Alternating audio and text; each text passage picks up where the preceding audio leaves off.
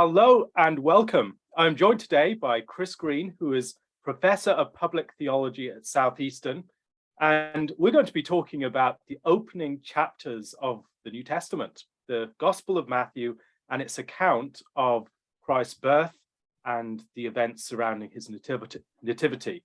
Thank you very much for joining me, Chris. Thank you. It's an honor. Thank you. So when we're reading the Gospels, we have different accounts of Christ's coming. We have Luke's account, which is perhaps the most famous, and Matthew's, which would be about the same. These are the Gospels that we traditionally would hear in a lessons and carols service, for instance, have readings from their accounts of the shepherds, the magi, and the promise made to the fathers being fulfilled in Christ. All of these things are very clearly present within Matthew and Luke. John and Mark, on the other hand, have different approaches to the birth of Christ, his coming. How can we think about the differences between the Gospels and their account of the incarnation, the nativity, and Christ's coming more generally? My doctoral supervisor convinced me years ago that it's really important to let each gospel speak in its own voice. Let each evangelist have his say, his performance, his solo, rather than trying to smash all of them together into a kind of fifth gospel that harmonizes all of the seeming differences. And so once I kind of had that direction, more and more over the years, I've learned to appreciate they do harmonize, but they harmonize only kind of when we let them do what they do on their own terms, right? So let Matthew be Matthew and not try to square it with Mark and Luke and John in every way. And then the overall effect of each voice being allowed to be heard on its own terms is a kind of harmonized witness, right? But it begins by attending closely, I think, to the individual evangelist, right? What does Luke say? And what I find every year, and this year is no exception, is that when I come to these texts, really try to let them speak on their own terms, I'm caught off guard again by so much that I've missed, that I've not noticed for whatever reason, not heard before. And that contrast between Matthew and Luke every year seems to get deeper to me. Like the more I read them, the more I preach them and hear them preached and taught, the more impressed I am by just how it is one witness, but the differences are vast and seem always deeper. And as you say, even within the metaphor of the harmony, it requires distinct voices. It's not just an assimilated single voice. Yes, that's right. And when you're reading Matthew and Luke, as you note, even though they're both telling the events of Christ's immediate birth, they tell very different stories, not contradictory stories, but very different stories. And they have a different focus. They have different chief characters in some ways as well.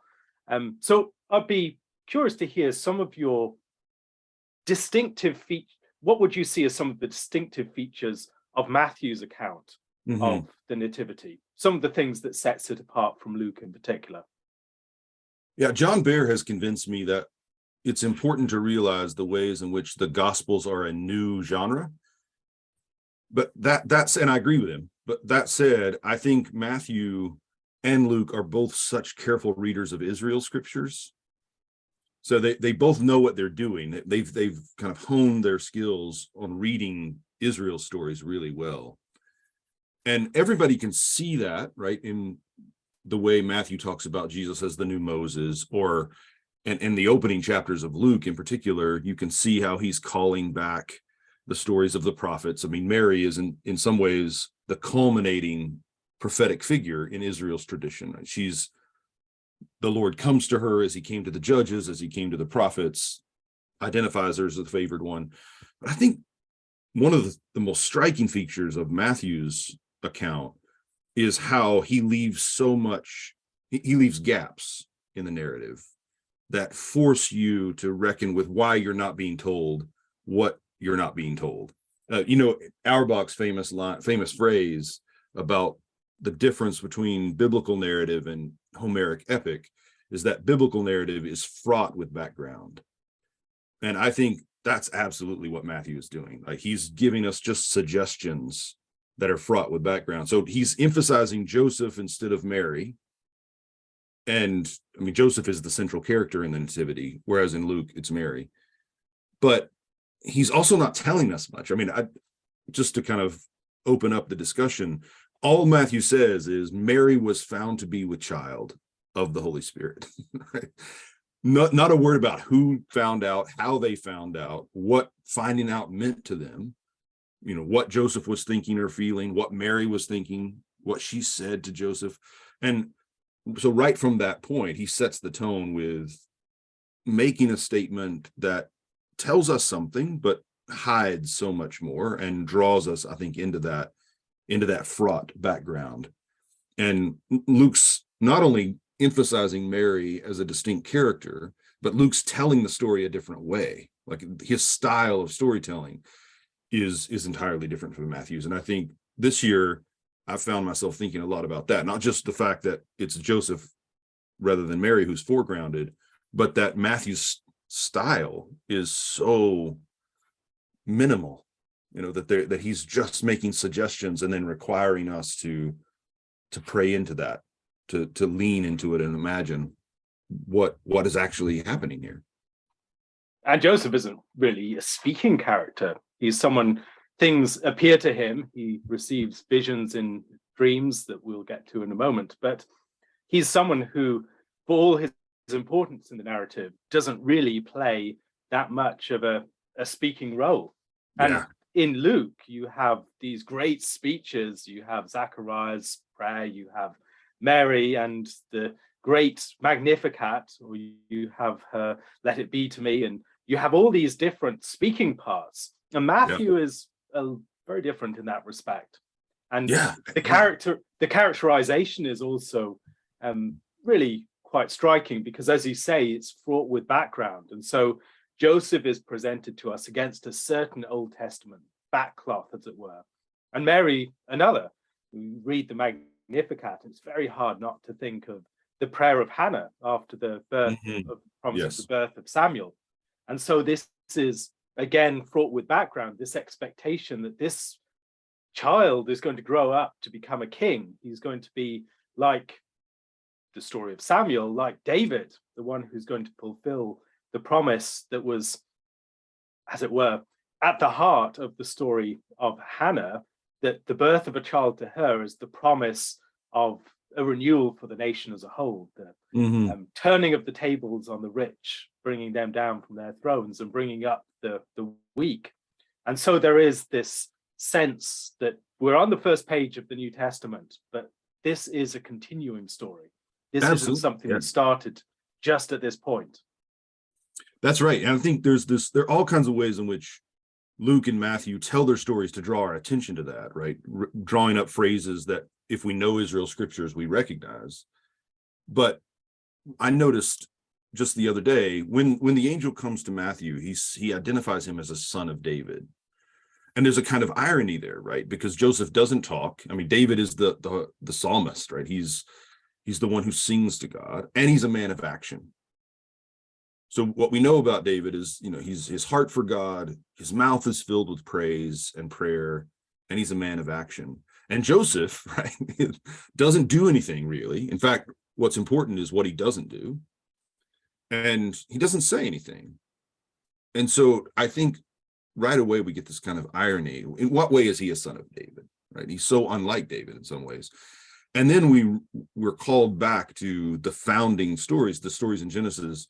It's when Adam is put in under a deep sleep that this decisive moment happens, right? The most important moment in Adam's life happens when he's asleep. And then that same deep sleep, that same phrase, shows up in Genesis 15 when God makes the covenant with Abraham, right? So Abraham is, a deep sleep falls on him, and deep darkness, an overwhelming, terrifying darkness settles. And when he wakes up, God has made this covenant with him. And then Jacob meets the God of his fathers in his dreams.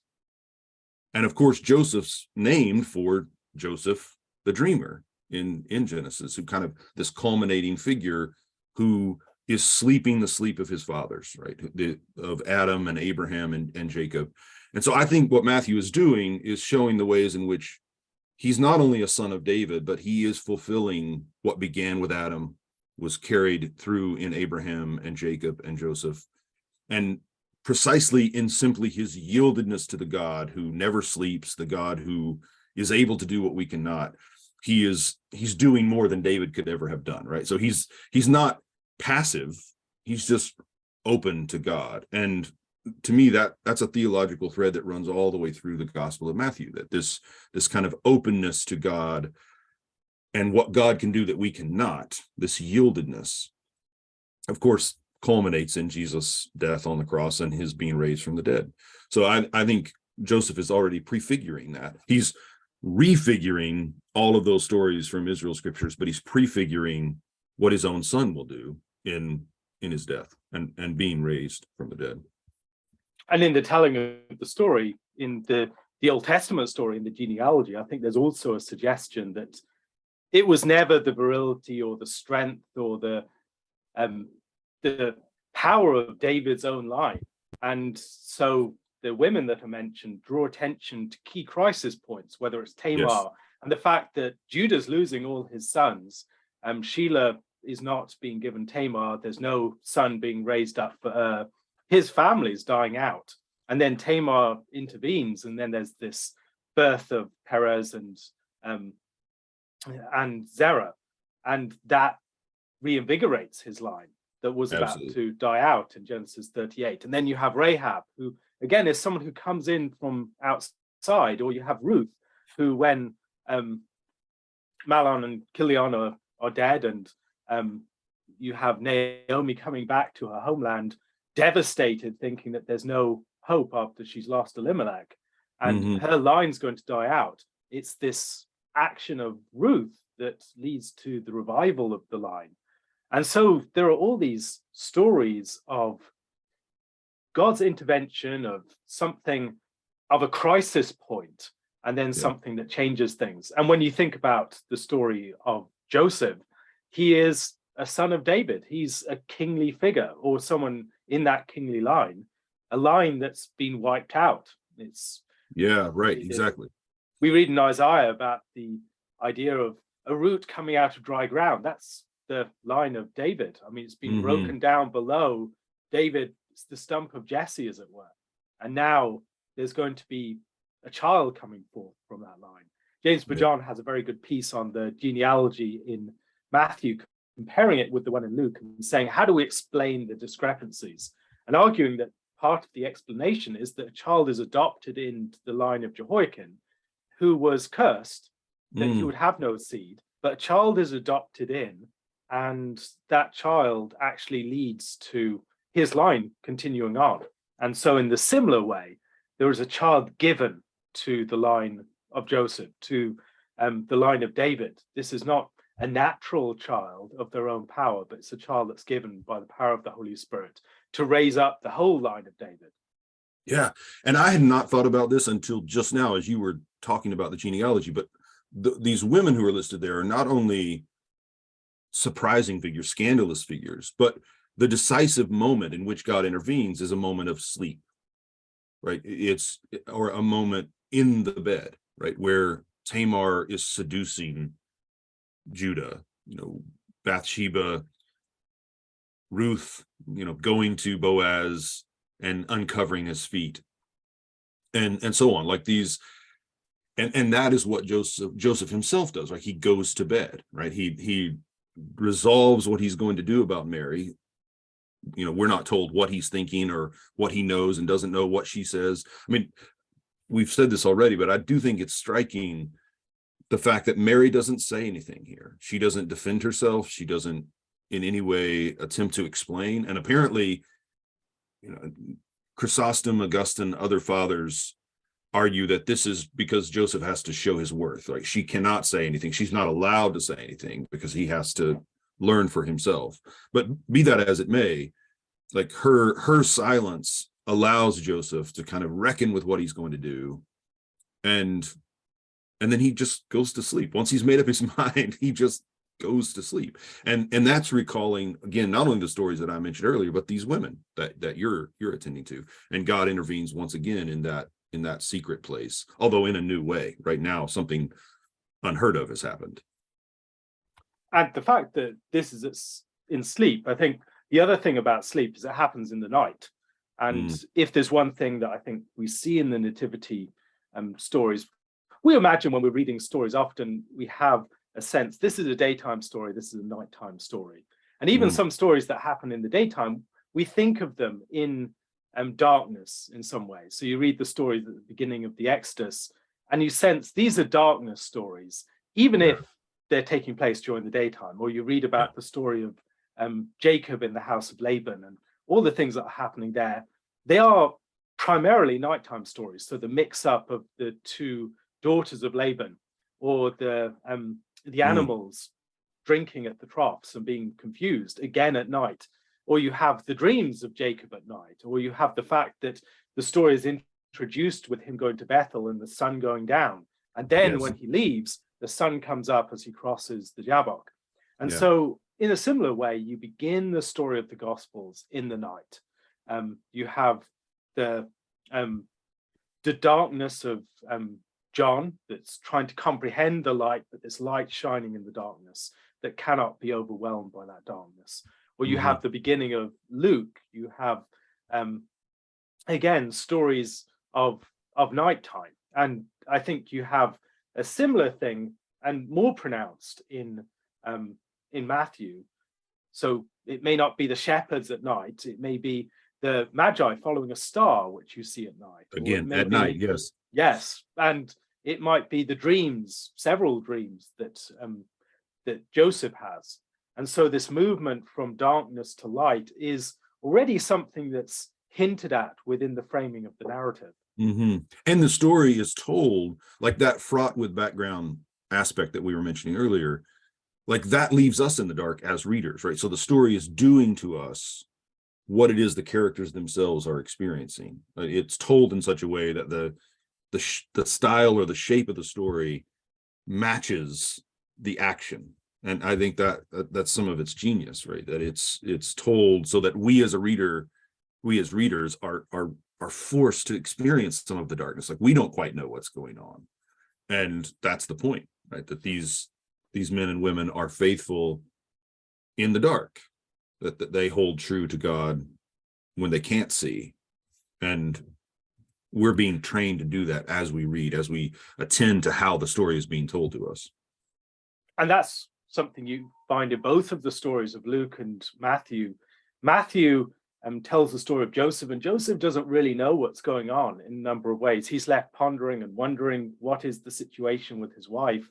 And then on Mary's side, you have her hearing and not knowing what do these things mean, and how will this come about? And then later on, when hearing from Simon and Anna, pondering the things in her heart, wondering what might be entailed by these things that she's been told. And so both of them are trying to figure out what are these things portending. There's something going on here that they can't fully understand and wrap their heads around. Yeah, and I think that's one of the ways in which these stories, different as they are, harmonize, in that whether they're told nothing, as Joseph in Matthew is not, or they're told everything, as Mary is, or as Zechariah is, they end in the same place of not knowing what this means, because the mystery is too much. Whether you hear it or do not hear it, what God is doing has not entered into the heart of a human being. So I think that's a striking, kind of iconic difference. In the light of Luke or in the darkness of Matthew, the work of God is the same, and you're overwhelmed by it either way. Like you're left unsure whether you've been told what is to happen or not. That's always one of the struggles I find reading these sort of stories, that we've heard these stories so many times before, and particularly we've heard them harmonized in various ways, that the challenge can almost be to separate out those voices again, hear them on their own terms, and then you'll hear the harmony differently. So when you're going to that lessons and carols service or something like that, you will hear the harmony in a way that you would not had you not realized these are the different voices. I had an amazing experience several years back going to a display of Janet Cardiff exhibition. So you have 40 speakers playing Thomas Tallis's Spem and Allium, and you're sitting in the middle, or you can walk around them and you hear each part distinctly. And then you can hear them all washing over you at the center. You never really hear music at the center. Even when you have headphones on, you don't have that sense of being surrounded by and enveloped by music. But there's something of the same sort of thing when we're reading the Gospels, the challenge of hearing them coming at us from the different directions, and then also hearing those distinct voices. And so at certain points, we'll want to go close and hear the voice of Matthew's text. And then we'll hear coming from the side the voices of Luke and John, but they're less distinct. We're hearing Matthew very clearly. And I think that can be our challenge at Christmas time, to hear these stories again, and also to enter into something of the temporal movement. We know how the story ends. And in some ways, that's appropriate. At many points in the Gospels, it's presumed that you know how the story ends. Absolutely. It's not telling it to be read for the first time. It's telling it to be read and reread and reread and reread. Absolutely. So you're pondering upon it. But there is also something to be heard in that initial hearing when you don't know how it's going to end. And you're left wondering, what are the different directions this story could take? And that sort of questioning, I think, can be very fruitful in some of these stories. It leaves us in an alert position to hear certain things that we might not, if we know exactly how the story ends and we're so familiar with it that we don't ask those questions. How could this come about? Or how is this going to fulfill the story of David? How is this, I mean, he's introduced to us as the son of David. How is Joseph representing the line of David at this point? What does it mean for someone in the line of David to receive this son? Yeah. And he is, you mentioned this passage earlier, but the seed is in the stump, and Joseph really is stumped here, if you'll allow the wordplay. Like he's reached the end. He doesn't have anything left, no resources left. He doesn't know what to do with what he's learned, however he learned it, about Mary. And precisely at that point, I was noticing he's doing what Scripture tells him to do. So Psalm 4 says, "Be angry and do not sin. Commune with your own heart on your bed and be still." So he's essentially living Psalm 4. I mean, he's faced with this scandalous, disastrous news. My wife is pregnant. It's not my child. We don't know what he knows and doesn't know about what that means. We're not even told that he's troubled by it, but he must have been, right? He just resolves. He resolves what he's going to do and goes to sleep. And I think he's communing with his own heart and opening himself up to the God who can do what he cannot, and is not only resolving what he's going to do, but of course God is at work waiting for him to make that resolution so that he can speak. I mean, I think this is a striking detail, right? That the angel in Luke appears to Mary out of nowhere, right? The Annunciation happens. Mary is not looking for it, not asking for it, not anticipating it in any way. The angel appears and says, "Hail, favored one, this is what is going to happen to you." But in Joseph's case, there's no intervention until after he's kind of worked through the news and made up his mind what he has to do. And I think that's, again, a place where the differences harmonize so nicely, so beautifully, that whether we're told right from the jump, this is what God is going to do, and then have to let our lives form around it, or we're not told anything until after the fact, there is a way in which God's purposes are realized in us. Like we become the people we're called to be precisely as God is working with us in whatever way is best for us, whether it's like Mary or it's like Joseph. And that, I find that so encouraging, right? To know that whether we are living day to day, you and I are experiencing a sense of God's nearness and the sweetness of God's presence, or like Joseph, we feel we're left in the dark, unsure of what's happening.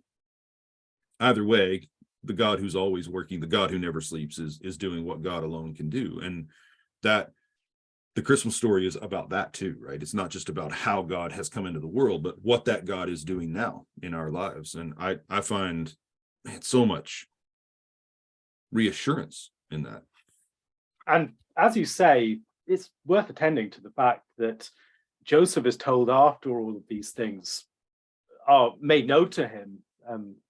He knows that Mary is pregnant. He knows it wasn't him. And so he's wondering about these things. God isn't unable to send an angel in a dream before all of this went down. Yes. The fact that he waits until afterwards is worth pondering. Why does he do that? And one of the things I wonder about is whether this should draw our minds back to Genesis 38 and the story of Judah and Tamar.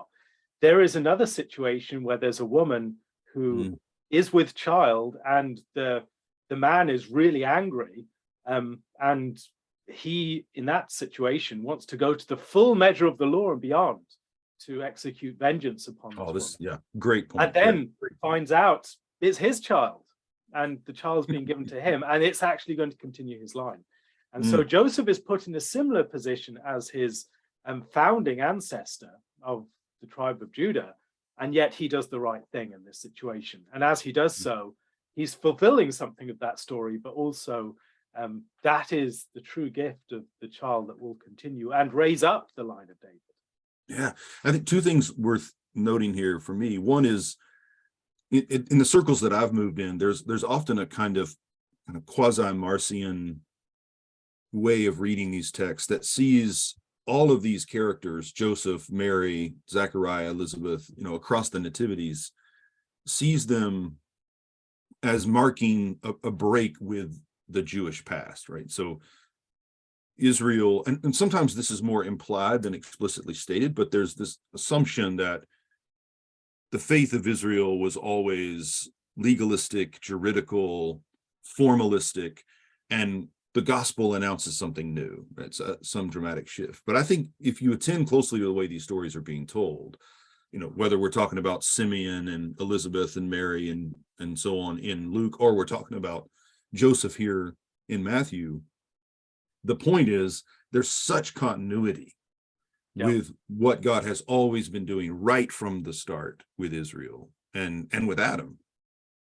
And the stories are told in ways that resonate so deeply with Israel's stories.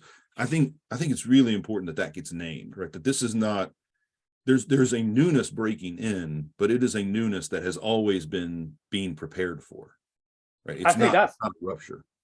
I think part of that is just telling this story as the story of Joseph, not just the story of Mary. Joseph represents the house of David, and this is the gift of unto us a child is born, the gift of a child to this house of David that seemed to be utterly lost. And when you realize that Joseph is not just a bit player within the story, he's actually really central. He's representing this wiped out line, this wiped out royal dynasty that is being given the heir to the whole world. And this, read that way, you think at the end of the Old Testament, things are basically in ruins in various ways. They're starting off again on a small scale in Israel, but things are not what they used to be. This is not the full flowering of the kingdom under David and Solomon. This is something drastically reduced. And then you realize here is the gift to the house of David, the fulfillment of all of the promises in 2 Samuel 7 and the covenant, or these other promises that have built up over the prophets. Particularly some of the Christmas texts that we read, Isaiah 9, unto us a child is born. And these statements are all looking forward to something that is fulfilled in the first few pages of the New Testament. And read that way, this is very clearly the continuation of a story that we've been reading for quite some time. One question I'd be interested to hear your thoughts on is, why dreams? I mean, why? We've discussed this a bit already, but there's more to be said about this, I think.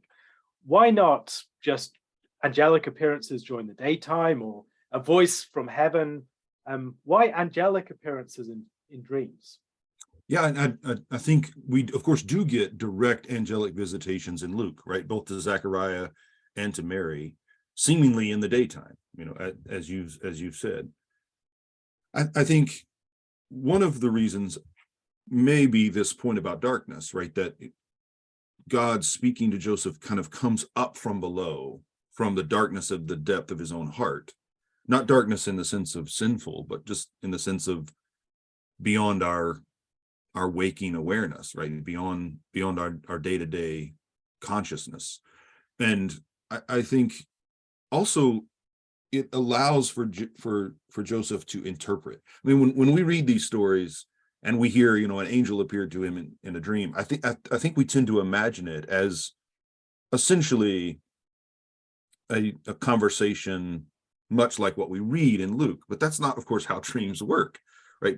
In dreams, you don't get that kind of straightforward account of that straightforward conversation. These are images that Joseph somehow is graced not only to receive, but to interpret, so that when he wakes up, he somehow knows this is what has happened to me, right? And I think it's a way of pointing to Joseph's skill and his wisdom as an interpreter, like as someone who's able to read the signs that God is giving him.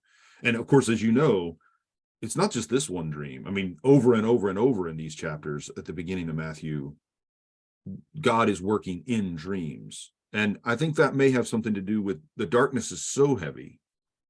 And here, not only the darkness of unknowing, but as you've hinted, the darkness of what has happened to the kingdom, Herod's rule, the wickedness of Herod, the oppressiveness of that wickedness there is making it so that for God's word to get in, it, so to speak, has to come from below. It has to come from the unconscious. It has to sneak past the defenses. And it comes in dreams, not only to Joseph. I think 4 times Joseph has a dream, but also to the Magi. They have a dream. And I would start there, I think, with why the dreams. It's the beginning of something, a kind of counteroffensive from the kingdom of God under the cover of dark, working up from below. And you mentioned the fact that Joseph is an interpreter of dreams. He's not the first Joseph interpreter of dreams that we've encountered. And he's also a son of Jacob. He also leads his people into Egypt to protect them. And there's a sense of, again, resonance with the Old Testament story that you would not get if it were just an angelic appearance. Joseph does not have any, the Old Testament Joseph has no angelic appearances to him. His father, Jacob, has several, but Joseph, in the biblical text at least, we're not told of any. And so it seems that this is someone, in the case of Joseph had to operate, the Old Testament Joseph, in darkness in many respects. He was suffering a tremendously unjust experience, and it seemed like everything was against him, that God's purpose for some reason had failed in his case. And so it was only faithfulness and trust in that, bringing him through, that led to the salvation of all of the family. And there's maybe something about his namesake to be observed in Jesus' father, that this new Joseph is also someone who, in the darkness of unknowing, is able to be faithful nonetheless, to do the right thing, and through that to come to an awareness. And also someone who has, as you say, the wisdom to interpret dreams and visions, to understand what is the right thing to do. And the other thing that I find interesting is where we have dreams in scripture, they are overwhelmingly the dreams of kings. So you have Nebuchadnezzar, you have the dreams of Herod's wife, actually, later on in Matthew. You have the dreams of Pharaoh. You have other dreams mentioned at early parts of Genesis with, Pharaoh who has a dream concerning Sarai and Abraham in chapter 12. And so dreams are usually associated with kings. You have dreams, for instance, for Jewish kings like Solomon, who has his famous dream. And so Joseph having a dream, he's sort of a kingly figure. He's in the Davidic line, and he's now receiving this dream that sets him apart, maybe from a prophet would generally have the word of God coming to them, or you'd have some other expression used of that kind.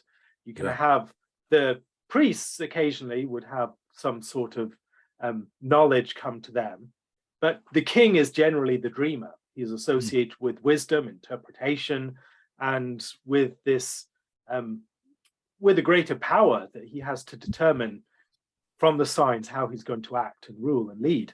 And Yeah. Joseph is in the line of David, and so maybe that's part of it as well, that he receives these dreams. And as you know, like often when a king dreams but can't interpret it, it's a sign of wickedness, right? It's, you know, thinking of the Belshazzar or Nebuchadnezzar, like they have dreams but they don't know what they mean, and it takes a prophet. So what you have then with Joseph is he's kingly in that he can dream, but he's prophetic in that he can interpret it, and it is therefore drawing together the offices in the way that David himself did, right? I mean, that's how Hebrews identifies David. David is the prophet. And so I think that's another way in which he is truly like David. You know, in the tradition, Joseph, one of his names is the terror of demons, that he's pictured in kind of saintly tradition as this great warrior. And I love thinking of that. The reason that he's such a powerful warrior is that he knows not to talk, right? He knows when to rest. And that in keeping his own counsel and communing with his own heart on his bed, like he is doing this kingly work, right? His hands are not bloody because he knows how to be restrained. He has a kind of patience and self-control that enables him to make up his heart, make up his mind, and then leave room for God to act. And as you said earlier, the fact that this draws our mind back to Adam and to Abraham, and the fact of God making a covenant with them or acting on their behalf in miraculous ways, apart from their agency.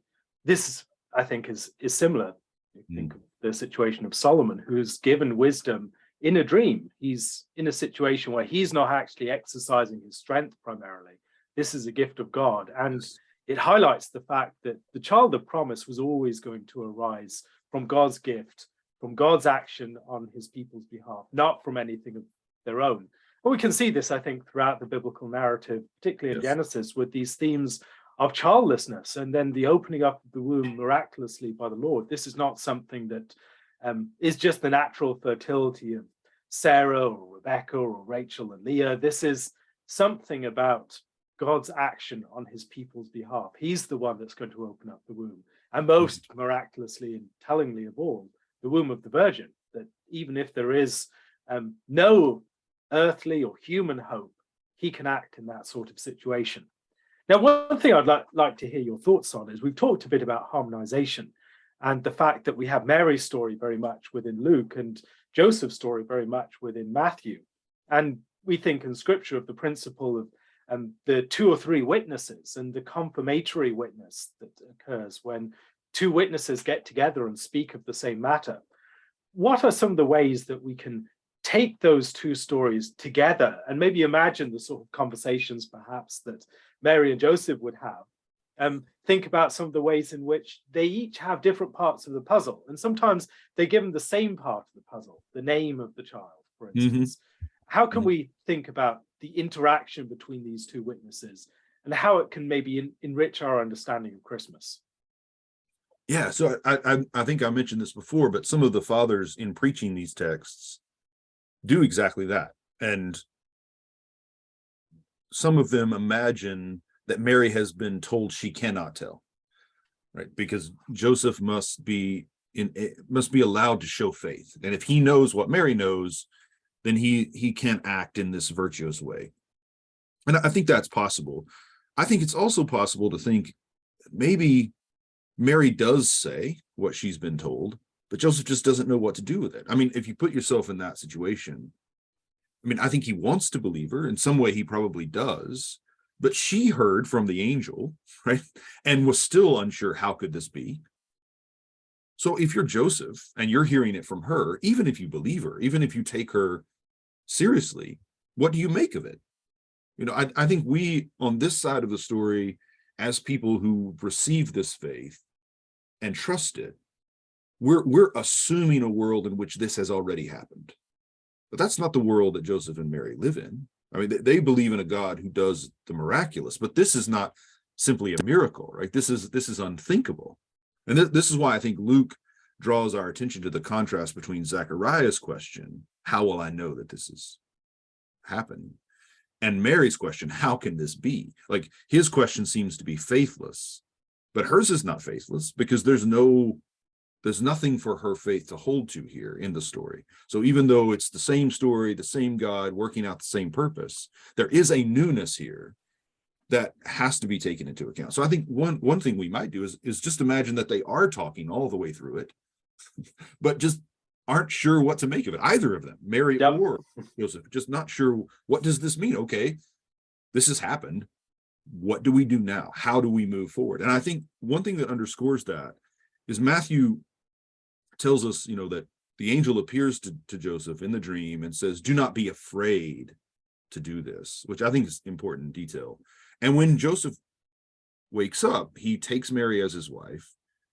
And then when the child is born, he names him, which may suggest that he's finding out late in the process, right? That this is, not the first trimester. I mean, we're well into her pregnancy before he learns and puts it all together. But be that as it may, then Matthew tells us that Joseph does not have sex with Mary until the child was born. And I think some of what we're getting there is the sense in which Joseph has decided to be hands-off in this whole process. And that this is his wisdom, right? To know that I just cannot lean on my own understanding here. And I think even if we imagine him having all the information from Mary, that's still going to be his default mode. I'm just not going to intervene. I'm going to leave room for God to be God. I think also we can maybe think about it as something that is for our sake, that if you had just Mary telling this story, you could be maybe dubious, but when Joseph is telling the story too, when it's backed up by Zachariah and Elizabeth, this high-standing priest and held in very good esteem among the people, it's very clear something has happened here that is not just trying to cover up some liaison or something like that. That's right. There is, and the prophetic witness of Simeon and Anna, yes, Hannah speaking again, again, if you think of this literarily, the Hannah who's praying at the beginning of Israel's story, Samuel's mother, and now this Hannah who appears in the court as the true king of Israel is born. David's heir is finally born. I think you get this sense in which you have a cloud of witnesses forming, right, in natural and supernatural ways to bear witness to the truth of what has happened here. Indeed. And so any of the sort of skeptical or antagonistic questions that people would have, doubting the genuine character of this child and the fact that it is truly a gift of God, not a natural born child, I think would be laid to rest by just the array of witnesses that we have coming forward. Mm-hmm. I'll be curious to hear your thoughts on, there are in Luke a number of particular pieces of Old Testament prophecy that are picked out. We might think about the way that he uses out of Egypt I've called my son, a surprising piece from Hosea, or Micah 5 verse 2, being born or that's in Matthew 2. Matthew has these particular pieces. In Luke, you have different ones. You have the references to Hannah and her prayer after the birth of Samuel, or you might have other details in Zachariah's statement prophecy, where he talks about the day spring from on high visiting us. And you have many, even in the form of the text, it seems to allude back to Isaiah, with all these texts punctuated by periods of ecstatic prophecy or song that give you a sense of those great chapters of Isaiah where you're being told about this one who's to come, and it's constantly punctuated by song or worship. And there's a sense that this is an act of divine grace on such a magnitude that you can't help but burst out in some sort of rejoicing in the midst of telling it. Whereas in Matthew, you have these particular selected texts, the Micah 5 verse 2, you have the Jeremiah 31, the weeping of Rachel, you have the text from Hosea 11, you have the Emmanuel statement. And so why those particular texts, do you think? What is Matthew trying to help us to see within the Old Testament background that those texts really serve? Yeah, he says outright, right, that all this happened to fulfill the prophecy to King Ahaz that a virgin would conceive and the child would be named Emmanuel. And that, the oddity there is that that prophecy itself, like if you go back to that text, it's ambiguous, like deeply fraught. It's not quite clear why Ahaz doesn't want the sign. He says he doesn't want to offend God. And it's not even entirely clear what the prophecy means, right? And so both Jewish and Christian scholars have argued for forever about what is being prophesied here, right? What is actually being predicted? What is the promise in the prediction, and so on? And I think that's intentional on Matthew's part, right? I think he's drawing attention to this darkness that we keep mentioning, the ambiguity, the ways in which even when we know, we don't really know what it means. And that we simply have to hold true to this God whose word proves itself over time and yet is always surprising, right? So I think one reason he's attending to those particular passages and saying to us, this was done to fulfill, is not to say, this is not some kind of knockdown argument proving the point. I think he's drawing attention to the fact that when God speaks and when God acts, it still has to be interpreted, and it still has to be interpreted in faith and requires the guidance of the Spirit. And that has always been true, right? In all of these cases, when God is acting, it takes prophetic awareness, it takes deep humility and patience to discern what God has done and what God has said. And so I think that's one of the things Matthew wants us to know all the way through his gospel. And he's starting us with Joseph showing us that, right? It's setting the tone for what's going to be true. I mean, think about the ways in which that plays out with John the Baptist in Matthew, right? He begins with this kind of certain awareness. Jesus is the one. But as time passes and he finds himself in the darkness of Herod's oppression, he asks, right, are you the one, or do we look for another, right? And Peter is certain. He feels certain that he knows you're the Christ, the Son of the living God. But of course, he's deeply misunderstood what this means. I think one of the dominant themes in Matthew is this theme of who knows what and how well do they know it. And ultimately, and this is much like John, I think, the ones who know best are the ones who know they don't understand fully, but cling to God nonetheless. Like the Canaanite woman who says, I'll take the crumbs, right? She's the one who best understands Jesus first. Yep. And she calls him Son of David. Like, she recognizes that who he is. He's Israel's true heir. She's a Canaanite who recognizes this. And I think in these ways, she's like the women in the genealogy. The surprising voice is the one that names Jesus rightly first. And so I think Matthew wants, we often say this about the Gospel of Mark, especially those of us who think the gospel ends at 16:8 with, they fled very much afraid and said nothing to anyone. But I think that same theme is there in Matthew too, that, our lives are lived, much of our lives are lived in this darkness, whether it's just the darkness of unknowing or the darkness of evil's oppression. And we have to be patient as God works out his way in the world. And that is one of the things I think we can lose when we have a loss of a sense of temporality within the narrative. I mean, one of the most obvious places is we don't tarry in the feeling of Easter, of Holy Saturday. Yes. What does it mean for Christ to be dead? How does that feel for the disciples? What is the weight of that event? And then when we have the dawn of Easter Day, how does that resonate against the background of the feelings and the fears and the anxieties and the horror and the loss of Holy Saturday? And we might also think about in terms of stories where we have the initial stage and then there's 40, 80 years before something really happens. Yeah. Think about the beginning of the story of the Exodus. Moses he's 80 when he comes back to Egypt. Yeah.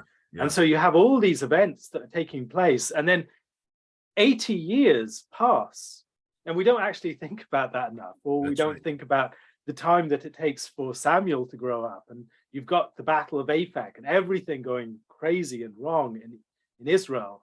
and you've had this one glimmer of light, this one slight star on the horizon, and then that is the hope for many years hence.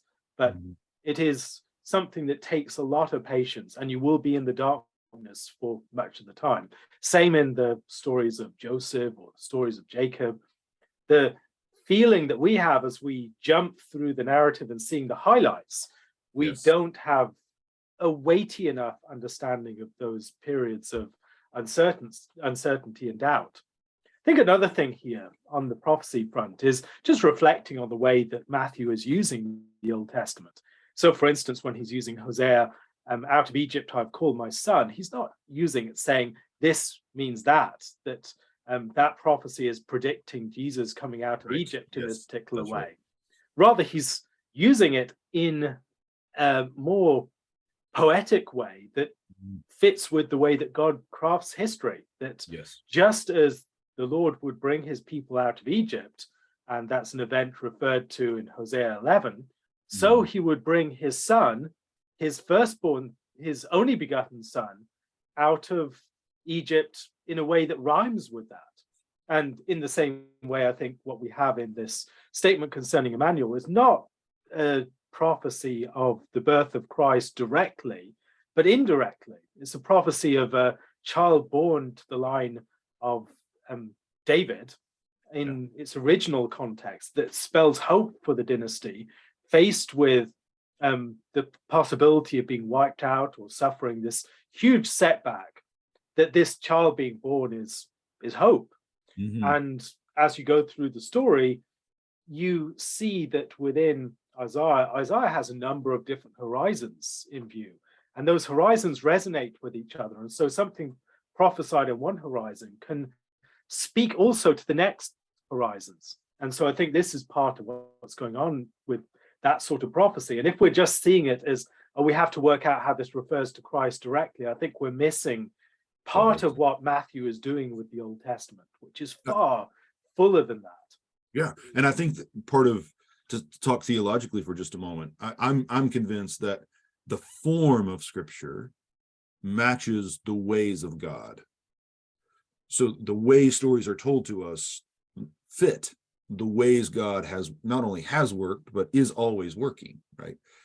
And so you mentioned the difference between direct and indirect fulfillments, but when you're talking about a God who's infinite, a God who's eternal, of course, the direct and the indirect turn out to be one, right? So as far as we can experience it and the way that we learn it as temporal, finite creatures, we have to have that difference between direct and indirect and honor it.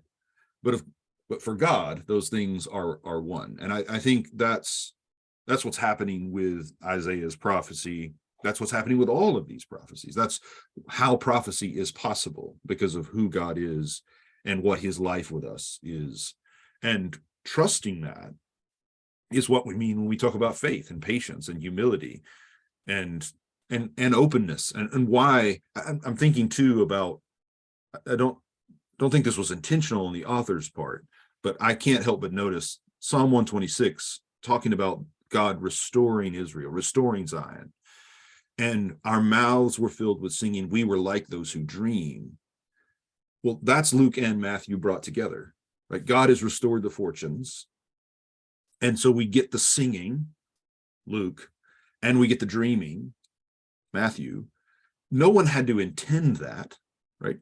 It happens because of the faithfulness of God, the consistency of God's way with us. And so the song of the psalmist gets taken up into the nativities of the gospel writers, and then gets taken up into our reading of it, because God is the same yesterday, today, and forever. And I think that's some of what's so delightful about being entrusted with this faith, is recognizing that nobody had to intend it, because God is attending to it.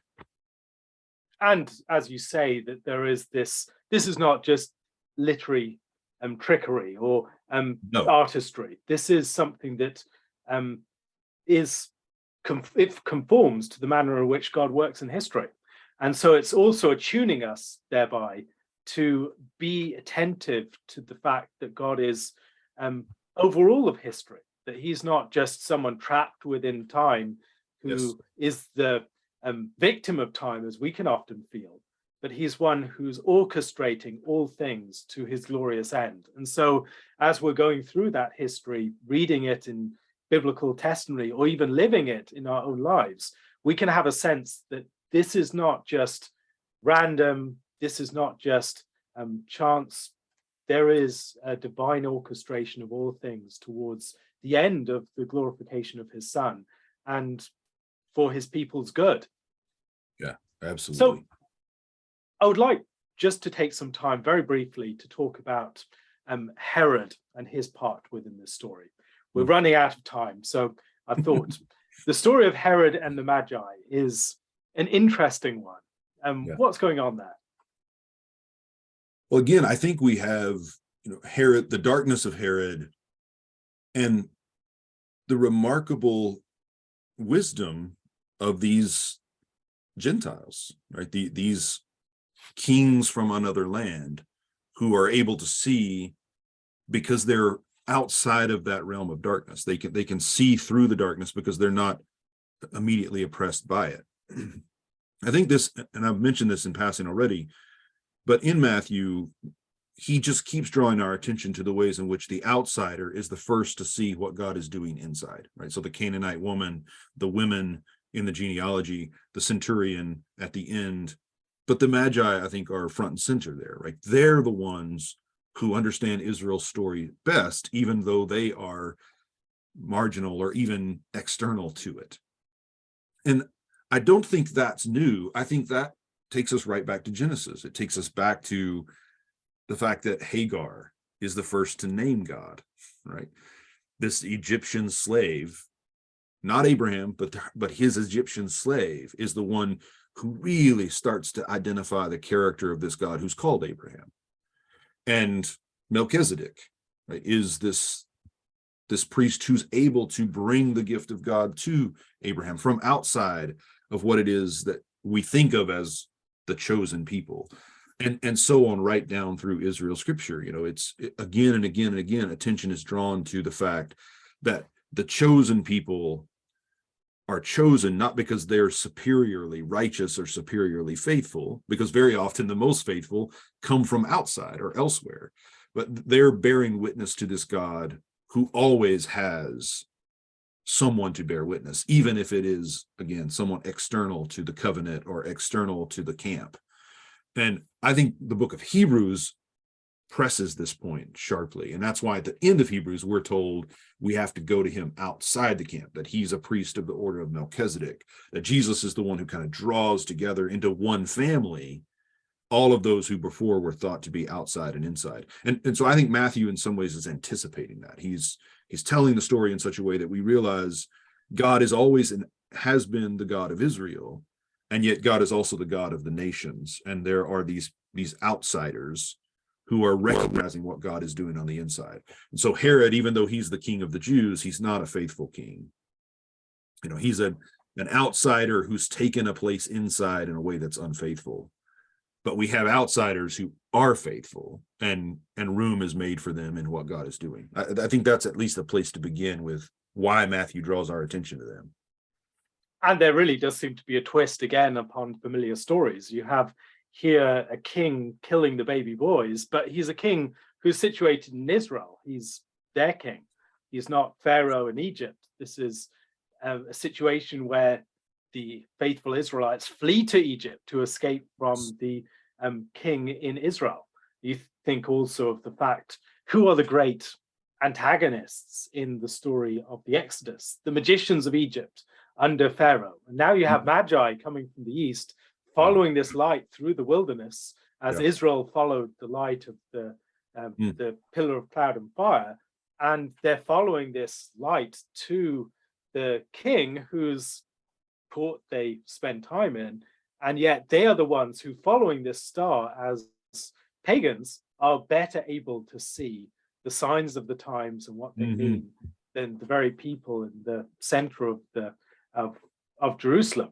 And you can think also of the way that there is calling back to a number of Old Testament events. The wisdom of the Magi is connected to the stories of Daniel and Joseph, or we think of the story of Balaam, the star that's going to rise in Jacob. And this is the star rising, and it's the fulfillment of what pagans have seen, what they've learned from the faithful people of Israel, people like Daniel and Joseph, who have led them in the past.